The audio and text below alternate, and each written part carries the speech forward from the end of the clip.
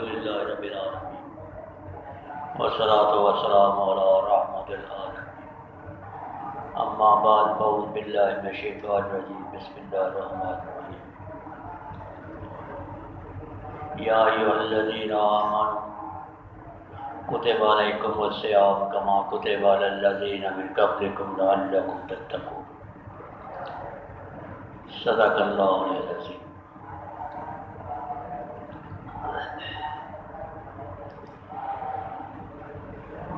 یہ رمضان کا مہینہ اللہ تعالیٰ نے ہمیں تحفے کے طور پہ عطا فرمایا۔ ایک خاص مقصد کے لیے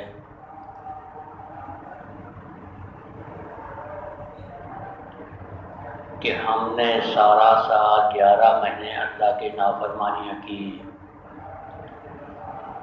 اللہ کے احکامات کو نہیں مانا، اور جتنی بھی ہم سے کوتاہیاں ہو گئیں، اللہ کی نافرمانیاں ہو گئیں، اللہ نے ایک مہینہ ہمیں عطا فرمایا کہ تم ساری 11 مہینے کی نافرمانیاں چھوڑ کر ایک مہینہ تم روزے رکھ لو، اور تمہارے جتنے بھی پرائیں پہلے گناہ کیے ہیں وہ سارے میں مٹا دوں گا، سارے معاف کر دوں گا۔ اللہ نے اس کا پہلا عشرہ رحمت کا بنایا، دوسرا مغفرت کا۔ رحمت بھی ہم سے چلی گئی اور مغفرت بھی چلی گئی، آج آخری روزہ رہ گیا۔ تیسرا عشرہ جہنم سے آزادی کا، اب یہ 10 دن ہمارے پاس رہ گئے۔ ہم نے 20 روزے رکھ لیے، جنہوں نے رکھے انہوں نے بھی ہو گیا، نہیں رکھے دن ان کے بھی گزر گئے، باقی ہمارے پاس 10 دن رہ گئے۔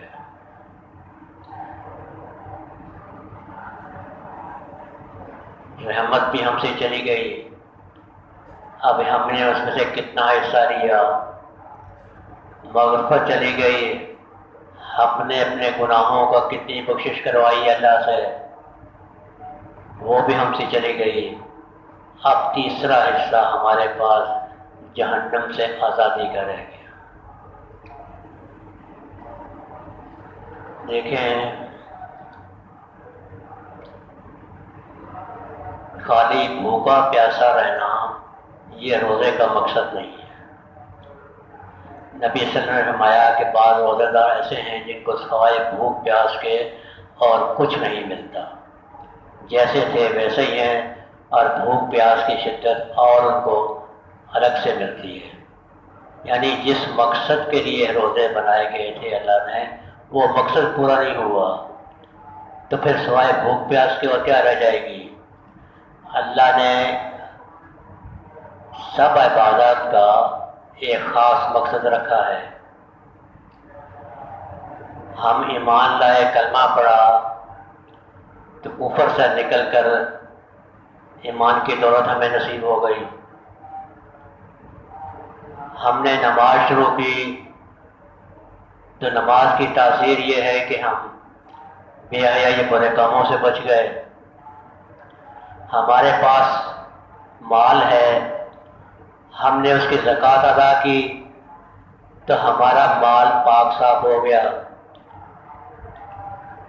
ہمارے پاس اللہ نے گنجائش دی ہے، حج کرنے چلے گئے تو واپسی میں ایسے آئے کہ جیسے آج ماں کے پیٹ سے پیدا ہوئے ہیں۔ ہر چیز کی ایک خاصیت ہے، حج کریں گے تو ایسے ہو جائیں گے جیسے آج ماں کے پیٹ سے پیدا ہوئے، سارے گناہ پچھلے ختم۔ زکوٰۃ دیں گے، ہمارا مال پاک صاف ہو جائے گا۔ نماز پڑھیں گے، بے حیائی برے کاموں سے بچ جائیں گے۔ اسی طرح روزے کی تاثیر اللہ فرمائی لعلکم تتقون، تم پرہیزگار بن جاؤ، اللہ کا ڈر اور خوف تمہارے دلوں میں آ جائے، تم اللہ سے ڈرنے والے بن جاؤ۔ یعنی روزہ رکھیں گے تو اللہ کا ڈر اور خوف ہمارے دلوں میں آئے گا، ہم پرہیزگاری والی زندگی اختیار کریں گے، ہمارے دلوں میں اللہ کا ڈر خوف آئے گا، ہم اللہ کی نافرمانی چھوڑیں گے۔ ہم سے جو کوتاہیاں ہو گئی ہیں وہ رمضان کے مہینے میں اللہ سے معافی مانگ کے، اور پھر ہم رمضان جب ختم ہوگا تو ایسے ہو جائیں گے جیسے آج ماں کے پیٹ سے باہر نکلے۔ لیکن اگر ہم نے 30 روزے رکھے، 30 دن ہم بھوکے پیاسے رہے، ہم نے تکلیف اٹھائی، مشقت اٹھائی، اور پھر ہمارے دلوں میں اللہ کا ڈر و خوف پیدا نہ ہوا، ہم اللہ سے اپنے گناہوں کی معافی نہ کروا سکے، تو پھر کیا فائدہ ایسا روزہ رکھنے کا؟ پھر سوائے بھوک پیاس کر کچھ نہیں ملا۔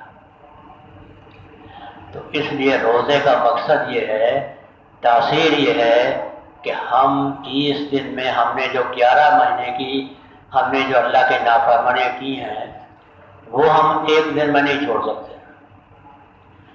یہ برائیاں ہم سارا سال کر کے کرتے رہے، ہماری نس نس میں یہ برائیاں پس گئی ہیں۔ اگر ہم اس کو چاہیں کہ ایک دن میں چھوڑ دیں تو نہیں چھوڑ سکتے۔ اسی لیے اللہ نے 30 دن رکھے ہیں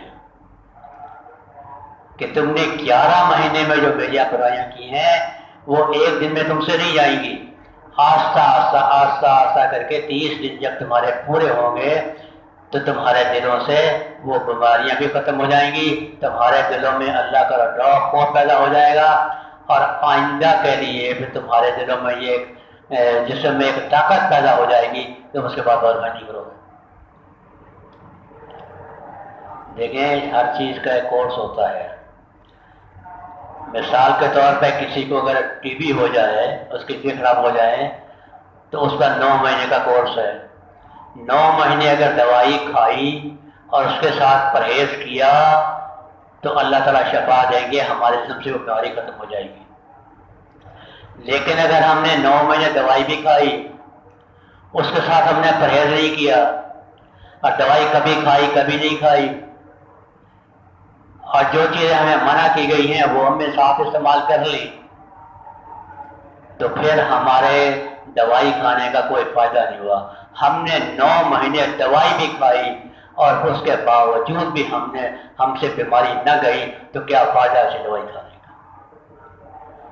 ہم نے سارا 30 دن روزے رکھے اور 30 دن ہم نے بھوک اور پیاس برداشت کی، گرمی ہے سردی ہے، رات کو اٹھ کے ہم نے سحری کھائی، سارا دن ہم بھوک میں پیاسے رہے، پیاس میں شدت برداشت کی، اور پھر بھی ہم سے اگر برائیاں نہ گئیں، ہمارے دل اللہ کا ڈر و خوف پیدا نہ ہوا، تو کیا فائدہ ایسا ضرورت نہیں۔ خالی روزہ بھوک پیاس برداشت کرنے کا نام نہیں ہے، ہر چیز کے روزہ ہے۔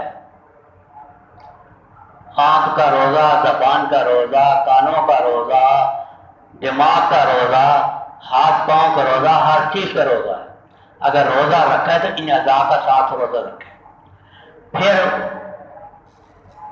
یہ بھی یاد رکھیں کہ روزہ بھی رکھیں اور ان ساری چیزوں کا ساتھ بھی یاد بھی رکھیں، اور اس کے ساتھ ساتھ پھر اللہ سے دعا بھی کریں، اللہ سے دعا بھی کریں کہ یا اللہ میرے پاس میں اتنا ہی تھا جو میں نے کیا، اپنی کوشش کے مطابق، اپنی ہمت کے مطابق، اپنی کوشش کے مطابق میں نے کیا، اب جو اس میں کمی بیشی رہ گئی ہے وہ آپ واپس۔ تو اللہ تعالیٰ غفور الرحیم ہے، وہ ماں سے 70 گنا زیادہ محبت کرتے ہیں، وہ ہمارے پچھلے گناہوں کے سارے گناہ معاف فرما دیں، معاف ہی نہیں کریں گے بلکہ اس کی جگہ پہ نیکیاں لکھ دیں گے۔ حضرت عمر رضی اللہ تعالیٰ اور رات کو گشت کر رہے تھے جن میں ایک شرابی ہاتھ میں بوتل لیے وہ بھی جا رہا تھا دور گلی کے کونے پہ، آپ اس نے دیکھا جی کہ عمر رضی اللہ آ رہے ہیں، ہاتھ میں کوڑا بھی ہے، وہ تو دیکھ کے وہیں اس کے صدا دے دیتے تھے۔ آپ اس نے آگے جانے کا راستہ بھی نہیں ہے اور اس طرف عمر رضی اللہ آ رہے ہیں، اس نے دلی دل میں یا اللہ مجھے عمر کے قہر سے بچائیے گا، آج کے بعد میں شراب نہیں پی۔ مجھے عمر کے قہر سے بچائیں، آج کے بعد میں شراب نہیں پیوں گا۔ اتنی دیر میں عمر صاحب وہاں پہنچ گئے۔ عمر نے فرمایا کہ کیا ہے؟ کہ امیر عمر کچھ نہیں، کہ تمہاری بغل میں کیا ہے؟ اس نے کہا امیر عمر یہ سرکہ ہے، یہ سرکہ ہے۔ تھا تو شراب کی بوتل، اس نے کہا یار امیر عمر یہ سرکہ ہے، اور فرمایا دکھاؤ مجھے۔ جیسے اس نے 100 بوتل کر کے نکال کے عمر کے ہاتھ میں دی، وہ واقعی سرکہ تھا، وہ واقعی سرکہ تھا۔ جو ذات شراب کو سرکے میں بدل سکتی ہے، وہ ذات ہمارے گناہوں کو بھی نیکی میں بدل سکتی ہے۔ صرف ہماری عرض کرنے کی دیر ہے، اللہ کے سامنے جھکنے کی دیر ہے، اللہ کے سامنے معافی مانگنے کی دیر ہے۔ تو یہ مہینہ ہمارے لیے اللہ نے نعمت بتائی کہ 11 مہینے میں تم سے جو کچھ ہو گیا، اس مہینے میں روزی رکھو اور مجھے یاد کرو، میں تمہارے سارے گناہوں کو معاف کروں گا۔ تمہارے دلوں میں ڈر اور خوف پیدا ہو جائے گا، تم اللہ سے ڈرنے والے بن جاؤ گے، اور پھر تم باقی اس کے بعد تمہارے جسم میں اتنی طاقت آ جائے گی کہ اس کے بعد پھر تم برائیاں نہیں کرو۔ یہ ایک کورس ہے مومنین کے لیے، برائیاں چھوڑنے کا ایک کورس ہے۔ اب اس میں سے 2 حصے گزر گئے، اب تیسرا حصہ رہ گیا، یا آخری 10 دن۔ اس میں اعتکاف بھی کرتے ہیں، اعتکاف کرنا بھی سنت ہے۔ دیکھیں، اگر چاند کی تاریخ پورے محلے میں کسی کو یاد نہیں ہے، یعنی یہ جتنا ہمارا محلہ ہے، اگر چاند کی تاریخ کسی کو یاد نہیں ہے تو محلے والے سارے گنہگار ہوں گے۔ لیکن اگر چند لوگوں کو یاد ہے، کسی کو نہیں یاد ہے، تو پھر سارے گنہگار نہیں۔ اسی طرح یہ سنت اعتکاف جو ہے، یہ مسجد میں بھی اگر محلے کے 1-2 آدمی بھی اعتکاف میں بیٹھ جائیں تو باقی محلے دار گنہگار نہیں ہوں گے، لیکن اگر کوئی بھی نہیں بیٹھے گا تو سب محلے دار گنہگار ہوں گے۔ یہ اعتکاف کی بڑی فضیلت ہے۔ دیکھیں، کسی سے کوئی جرم ہو جائے اور وہ اس سے معافی مانگتا رہے، روز اس کے پاس معافی مانگے، روز معافی مانگے، اور پھر اگر وہ معاف نہ بھی ہو کرے اگلا، تو وہ جا کے اس کے گھر کے دروازے کے پاس بیٹھ جائے، دروازے میں بیٹھ جائے کہ میں جاؤں گا اس وقت جب آپ مجھے معاف کریں گے، یا کوئی چیز مانگنے جائے تو وہ دروازے کے اندر بیٹھ جائے ضد کر کے، میں تو اس وقت جاؤں گا جب وہ چیز مجھے ملے گی، میں تو نہیں جاتا۔ تو کتنا بھی انسان سخت دل ہوگا، وہ چیز اس کو مل جائے گی۔ یہ بیٹھ ہی گیا ہے دروازے میں، جاتا ہی نہیں ہے، اب اس کو جیسا کیسے کر کے اس کو ٹرکاؤ، اس کو دو، اس کا خواہش پوری کرو، ایسے نہیں جائے گا۔ یہ ہم نے 11 مہینے اللہ کے نافرمانیاں کی، اب 10 دن آ کے اللہ کے گھر میں بیٹھ جائیں، 10 دن آ کے اللہ کے گھر میں بیٹھ جائیں، یا اللہ ہم جائیں گے جب ہماری معافی ہوگی۔ اب ہم اپنا گھر بھی چھوڑ رہا ہے، بچے بھی چھوڑ رہا ہے، بیوی بھی چھوڑ رہا ہے، اپنا کاروبار ہر چیز ہم چھوڑ کے آپ کے گھر کے آ کے بیٹھ گئے ہیں، اب جائیں گے جب ہماری معافی ہوگی۔ تو یہ 10 دن جو ہیں یہ اعتکاف میں گزاریں، رات دن اللہ کو یاد کریں۔ تو جب ہم عید کے دن رات کو باہر نکلیں گے تو ایسے اللہ تعالیٰ جب ہمارے گناہوں کو معاف فرما دیں گے جیسے آج ماں کے پیٹ سے باہر نکلا۔ اس اعتکاف کی بڑی نبی صلی اللہ علیہ وسلم اعتکاف میں رمضان میں اعتکاف فرمایا کرتے تھے، تو اس میں یہ اعتکاف بھی جن کو توفیق ہے، اللہ تعالیٰ نے سہولت دی ہے، وہ ضرور اعتکاف کریں۔ دیکھیں، جو تو یہاں سنت اعتکاف کرنا چاہتے ہیں الحمدللہ بہت بہتر چیز ہے، لیکن عام طور پہ بھی جب بھی انسان مسجد میں آئے، ہم جمعہ پڑھنے آتے ہیں، بجائے 1:30 بجے گھر سے نکلنے کے، ہم 1 بجے 12 بجے گھر سے نکل آئیں، مسجد میں آ کے بیٹھ جائیں، اور مسجد دروازے نکلتے سامنے نیت کر لیں کہ یا اللہ میں نفل اعتکاف کی نیت کرتا ہوں، میں جب تک میں مسجد ہوں میں اعتکاف کی نیت کرتا ہوں. تو جب تک ہم مسجد میں بیٹھے رہیں گے ہم دوسری عبادت جو کریں گے اس کا ثواب الگ ملے گا، لیکن اعتکاف کا ثواب ہمارے نامہ اعمال میں اکثر داخل ہو جائے گا.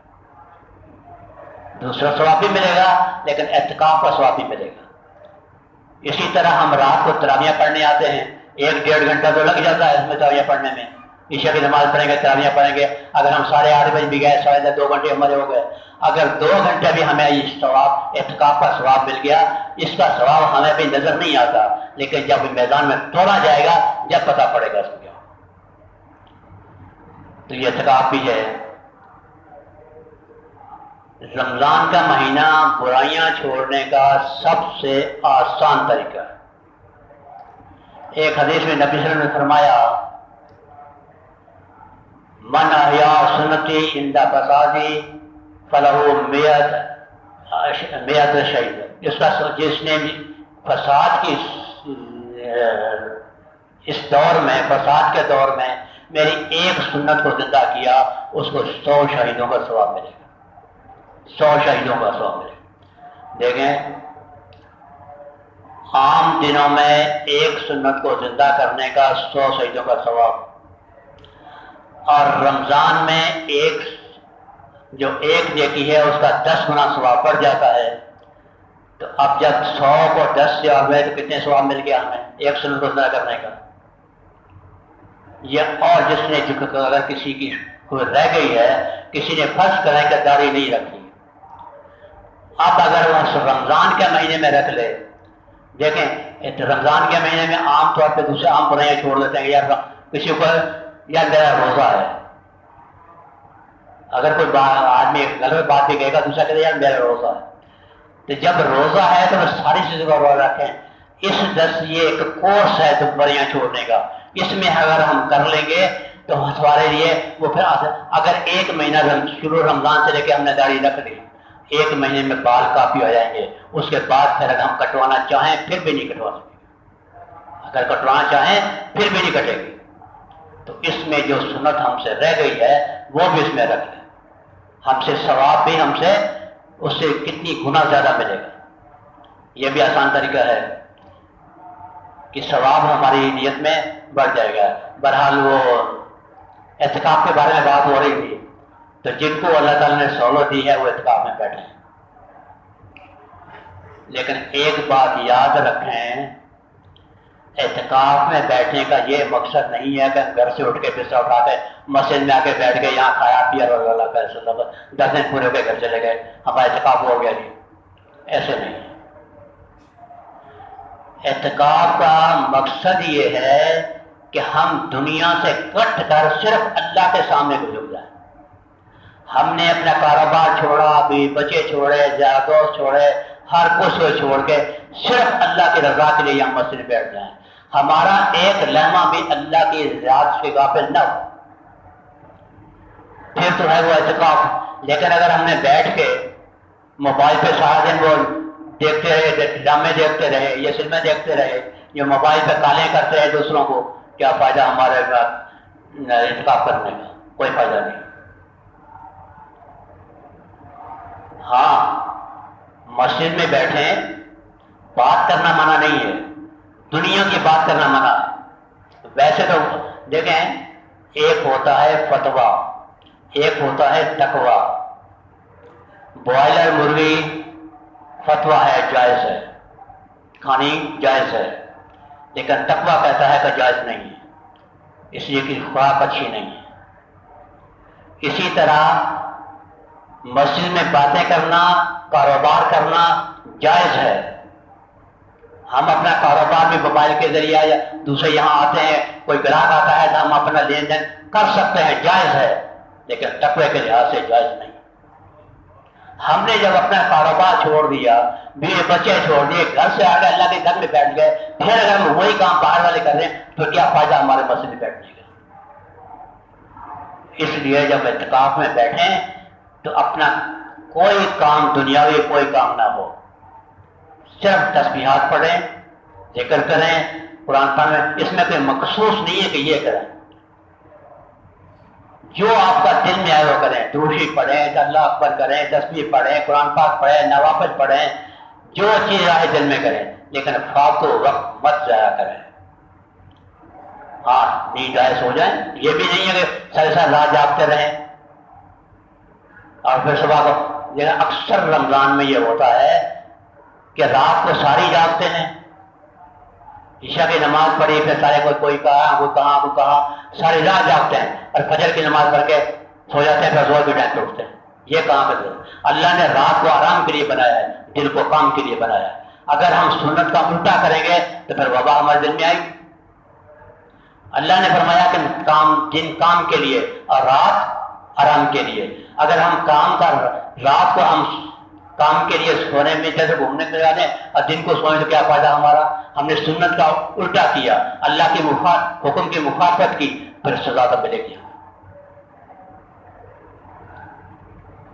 ہم کہتے ہیں ہمارے کاروبار میں برکت نہیں ہے، کاروبار میں برکت نہیں آتی۔ اللہ نے فرمایا کہ رات کو سو، صبح فجر کے بعد جب تک نماز سے فارغ ہو جاؤ تو اپنے رزق کی تلاش میں جاؤ۔ ہم 12 بجے تو سوتے ہیں اور 12 بجے تک دکان کھولتے ہیں، رزق میں برکت کہاں سے آئے گی؟ رزق میں برکت کہاں سے آئے گی؟ جو چیز اللہ نے جس لیے رکھی ہے وہ اسی میں ہم استعمال کریں گے تو فائدہ ہوگا، اگر اسی فالتو کریں گے تو پھر نہیں۔ اسی لیے رات کو اگر آپ کو نیند آتی ہے تو سو جائیں، عشاء کی نماز کے بعد سو جائیں اور صبح فجر پہ اٹھ جائیں اور پھر سارا دن کو بیٹھ کے بات کریں۔ یہ نہیں ہے کہ رات کو جاگتے رہیں اور فجر کی نماز پڑھ کے پھر سو جائیں، 12 بجے زور کی طرح سوتے رہیں، ایسا نہیں۔ اعتکاف میں بیٹھیں تو آپ کو رات کو نیند آتی ہے، سو جائیں، عشاء کی نماز پڑھ کر تراویح پڑھنے کے بعد سو جائیں اور صبح کو فجر کی نماز کے بعد پڑھ جائیں۔ اشراق سے پہلے سونا تو ویسے بھی ناجائز ہے، عام دنوں بھی ناجائز، اور ہم فجر کی نماز پڑھ کے اشراق تو بدور کے بعد فجر کی نماز پڑھ کے لیٹ جاتے۔ جو چیز سنت کے خلاف ہوگی اس میں برکت اٹھا لی جائے گی، اس میں سے برکت اٹھائی جائے گی تو اس کا فائدہ نہیں ہوگا۔ تو بہرحال اعتکاف میں آپ جتنی دیر رات کو جاگ سکتے ہیں جاگیں آرام سے، اس کے بعد سو جائیں، پھر رات کو تہجد کے لیے اٹھیں، تہجد کے نفل پڑھیں۔ اس میں دیکھیں ویسے جو آپ مرضی کریں، لیکن میرا ذاتی یہ ہے کہ اس میں ایک استغفار 10 دنوں میں زیادہ کریں، استغفار اس 10 دنوں میں زیادہ پڑھیں، اور اس کے ساتھ ساتھ صلاۃ التسبیح پڑھیں، روز پڑھ لیں۔ جب بیٹھنا ہی مسجد میں ہے تو روز صلاۃ التسبیح پڑھیں۔ نبی صلی اللہ علیہ وسلم نے چچا کو فرمایا کہ چچا صلاۃ التسبیح پڑھا کرو، اگر تمہیں فرصت میں تو زندگی میں ایک بار پڑھ لینا، روز پڑھا کرو، اگر روز نہیں تو ہفتے میں ایک دفعہ پڑھ لینا، اگر ہفتے میں نہیں تو مہینے میں ایک دفعہ پڑھ لینا، اگر مہینے میں نہیں تو سال میں پڑھ لینا، اگر سال میں نہ پڑھ سکو تو زندگی میں ایک دفعہ ضرور پڑھ لینا، اتنی فضیلت والی ہے۔ تو ہم جب یہاں بیٹھے ہی ہیں تو پھر روز صلاۃ التسبیح پڑھ لیں، زیادہ 15-20 منٹ لگ جائیں گے اور کیا ہوگا، تو روز صلاۃ التسبیح پڑھیں، استغفار ادا کریں۔ پھر دیکھیں اللہ تعالیٰ نے قرآن کو رمضان میں نازل فرمایا، قرآن کو رمضان میں نازل فرمایا۔ اس قرآن اور رمضان کا بہت تعلق ہے اپنے پاس میں۔ ہم یہ 10 دن اعتکاف میں بیٹھتے ہیں، ہم اگر روز 3 سپارے پڑھیں تو 10 دن میں ہمارا ایک قرآن ختم ہو جائے گا۔ 3 سپارے انسان آرام سے پڑھ سکتا، کوئی مسئلہ نہیں۔ میرے جیسا اگر جاہل آدمی بھی پڑھے تو 20 منٹ میں ایک سپارہ پڑھ لیتا ہے، 1 گھنٹے میں 30 سپارے ہو جاتے ہیں، اور حافظ لوگ ہیں وہ تو 10 منٹ میں پڑھ لیتے ہیں۔ تو اگر 3 سپارے ہم روز پڑھیں تو ہمارا 10 دن میں ایک قرآن ختم ہو جائے گا۔ 1 سپارہ 1 قرآن ہمارا تراویح میں ختم ہو جائے گا، 1 ہمارا اس میں ختم ہو جائے گا، 10 دن میں ہو جائے گا، تو ہمارا قرآن ختم ہو جائے گا۔ اس میں قرآن پاک پڑھے۔ ایک آدمی قرآن پاک نہیں پڑھا ہوگا پھر وہ کیا کرے بھائی؟ پھر وہ صلاۃ التسبیح پڑھے، استغفار پڑھے، درود پاک پڑھے، جو دل میں پڑھے، لیکن فالتو وقت نہ ہو۔ جتنا وقت ہو وہ اللہ کی یاد میں، کچہری مت کریں۔ یہاں جو ہے میں بیٹھیں وہ آپس میں دنیا کی باتیں بیٹھیں۔ اکثر میں نے دیکھا کہ جب گئے تو یہاں ساتھ 2-3 دوست بیٹھے گئے، یہ کام وہ کام، کچہری لگی پڑی ہوتی ہے اور کوئی ہے ہی وہ نہیں۔ یہ اس کام میں کچہری تمام سخت منع ہے۔ جتنا وقت میں مجھے یاد ہے والد صاحب کچی مسجد ہوتی تھی، اس وقت اس کونے میں والد صاحب اتفاق فرمایا کرتے تھے. ہم جب بھی شہری کے لیے وقت، کبھی میں کبھی والدہ شہری لے کے آتے تھے تو باہر بیٹھتے تھے، وہ کھانا والد کو اندر رکھ دیتے تھے اور خود کب کھاتے تھے ہمیں پتہ نہیں کب کھاتے تھے. اور جتنی دفعہ نماز کے لیے باہر نکلتے تھے منہ پہ کپڑا ہوتا تھا. ہم نے 10 دن والد صاحب کو شکل نہیں دیکھی، ہم نے 10 دن منہ پہ کپڑا ہوتا تھا، نہ فرض پڑے اور جا کے اپنے کمرے میں جا کے نماز، باقی نوافل سنت وغیرہ اپنے کمرے میں. یہ ٹھیک ہے کہ مسجد میں ہمارے گھومنے پھرنے کے لیے اجازت ہے، گھومنے ٹھیک ہے، لیکن جتنا وقت تنہائی میں گزاریں گے وہ اللہ کا زیادہ ذات پائیں گے. ہم دوسرے کے ساتھ کچہری میں گزاریں گے تو اس کے پاس سنیں گے، اس کے پاس سنیں گے اور وہ ہمارا وقت ضائع ہوگا. یہی وقت ہم تنہائی میں گزاریں گے تو اللہ کو یاد کریں گے. یہ وقت ہمیں پھر فائدہ دے گا. جنت میں کسی چیز کی حسرت نہیں لے جائے گی، ایک چیز کی حسرت رہے گی کہ جب اپنے سے اوپر والوں کو دیکھیں گے تو پھر کہیں کاش دنیا میں ہمارا وقت ضائع نہ ہوتا. اور یہ اللہ نے جن کو کہا بیٹھے اللہ نے وقت دیا ہے نصیب کریں. تو اس میں کچہری بجائے اس کے کہ ہم ادھر کی باتیں کریں، کچہری کریں، اپنا قرآن پڑھیں، تسبیح پڑھیں، اپنا مسجد میں رہیں. پھر جو ساتھی اعتکاف میں بیٹھنا چاہتے ہیں چند مسائل بھی ان کے یاد رکھیں. دیکھیں اعتکاف میں بال کٹوا سکتے ہیں، سرما لگا سکتے ہیں، عطر لگا سکتے ہیں، ناخن کاٹ سکتے ہیں، اعتکاف کے حد میں کر سکتے ہیں، لیکن مسجد میں باہر نہیں جا سکتے. مسجد کے اندر، مسجد کے اندر اگر بال کاٹنے ہوں، ناخن کاٹنے ہوں، نیچے سے کپڑا بچھائیں، اس کے بعد کہ مسجد بال جو ہے مسجد میں نہ گرے، گندگی نہ پھیلے، کپڑے کے اوپر کریں اور پھر اس کے ناخن باہر جا کر چھڑ دیں. کوئی چیز باہر جانی ہے تو ہم اگر فرض کریں کہ ہمیں اس میں ہم نے ناخن کاٹے ہیں، اس کو ہم نے باہر ڈالیں، خود باہر جا کے نہیں ڈالیں، کپڑے کو ایسے باہر ڈال دیں یا کسی کو کہیں کو باہر ڈال دیں، خود باہر جانے جائز نہیں ہے. ہم وضو کرنے کے لیے اجازت ہے باہر جانے کی، وضو کرنے کے لیے اعتکاف والوں کو باہر جانے کی اجازت ہے، لیکن صرف وضو کر کے اور واپس آنا ہے. وہاں کھڑے ہو کے اگر یہ بازو ہم خوش کرنے لگ جائیں، وضو کیا اور ہاتھوں سے پانی چھاننے لگے، یہ جائز نہیں ہے، اعتکاف فاسد ہو جائے گا. وضو کریں صرف مسجد میں آ کر کریں. تولیہ وغیرہ باہر منہ خوش کر کے ہاتھ خوش کر کے وہ جائز نہیں ہے، مسجد کے اندر آ کے کریں. ایک آدمی کو مسجد میں اعتکاف کی حالت میں غسل کی عادت ہو جاتی ہے، وہ سیدھا جائے وضو خانے میں، واش روم میں، اور وہاں صرف غسل کرے اور ایسے ایک تہمت باندھ کے، کپڑے وہاں پہننے کی اجازت نہیں ہے، صرف تہمت باندھے مسجد میں آ کے پھر اپنے کپڑے پہنے، وہاں کپڑے پہننے کی اجازت نہیں ہے. اسی طرح بعد وہاں جا کے جب وضو کرنے جاتا ہے پھر صابن سے دھوتے ہیں، صابن سے ہاتھ دھوئیں گے، صابن سے منہ دھوئیں گے، پاؤں دھوئیں گے، وہاں صابن وغیرہ کا دھونے کا یہ اجازت نہیں ہے. اعتکاف جو ہے فاسد ہو جائے گا، اعتکاف ٹوٹ جائے گا، اس میں غلط ہو جائے گا. اسی طرح واش روم میں جانے کے لیے جو بالکل ضروری ہے اس میں جائیں، باہر جا کے آپ بات نہیں کر سکتے. ہم گئے ہیں بعض بات وضو کرنے کے لیے، وہاں جا کے دوسرا دوست مل گیا، وہ ساری کچہری کرنے لگے. اگر ہم نے ایسا کیا تو ہمارا اعتکاف نہیں ہوگا، واپس آنا پڑے گا. پھر اگر کسی کا جنازہ بھی پڑا ہوا ہے، دیکھیں باہر کسی کا جنازہ آ گیا، ہم اعتکاف والا باہر اس کا جنازہ نہیں پڑھ سکتا.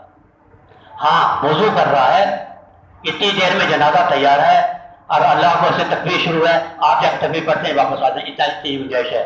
باقی یہ نہیں ہے کہ وہاں جا کے جنازہ آ گیا میں جا کے جنازہ پڑھ لوں، یہ ٹھیک نہیں ہے.